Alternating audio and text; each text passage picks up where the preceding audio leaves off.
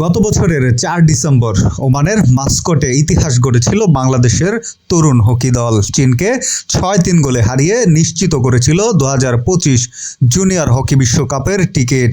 হকির যে কোনো পর্যায়ে এটাই বাংলাদেশের প্রথম বৈশ্বিক আসরে জায়গা পাওয়া। আরেকটি ডিসেম্বর এগিয়ে আসছে। ২৮ নভেম্বর থেকে ভারতের তামিলনাড়ুতে বসছে জুনিয়র হকি বিশ্বকাপের আসর।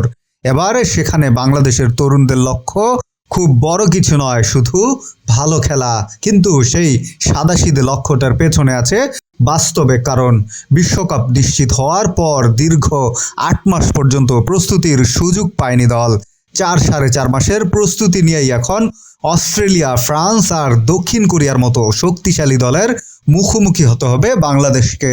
তবে আশার কথা, দলের দায়িত্ব পেয়েছেন অভিজ্ঞ Dutch coach Stefan Aikman. September থেকে তার অধীনে অনুশীলন করছে অনূর্ধ্ব-২১ দল। আইকম্যানের চোখে বাংলাদেশের হকি এখনও অনেকটা সনাতনী ঘরানার, আধুনিকতার ছোঁয়া খুব কমই পেয়েছে।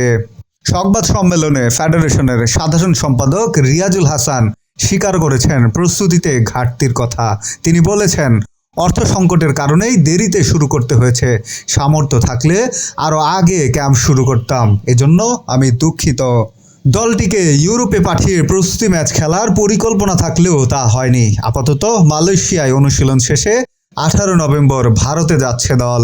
বিশ্বকাপের আগে চিলি ও সুইজারল্যান্ডের সঙ্গে দুটি প্রস্তুতি ম্যাচ খেলার সম্ভাবনা রয়েছে। এদিকে আইকম্যান চান না শিষ্যদের উপর অতিরিক্ত চাপ দিতে। তিনি বলেছেন, আমাদের নির্দিষ্ট কোনো লক্ষ্য নেই, আমি শুধু বলেছি সাহস নিয়ে খেলতে হবে, মন থেকে লড়তে হবে। ২৯ নভেম্বর অস্ট্রেলিয়ার বিপক্ষে ম্যাচ দিয়ে শুরু হবে বাংলাদেশের বিশ্বকাপ অভিযান। প্রস্তুতি যতটুকুই হোক, বাংলাদেশের তরুণরা যে লড়াইয়ে পিছু হটবে না, সেটাই এখন সবথেকে বড় প্রত্যাশা।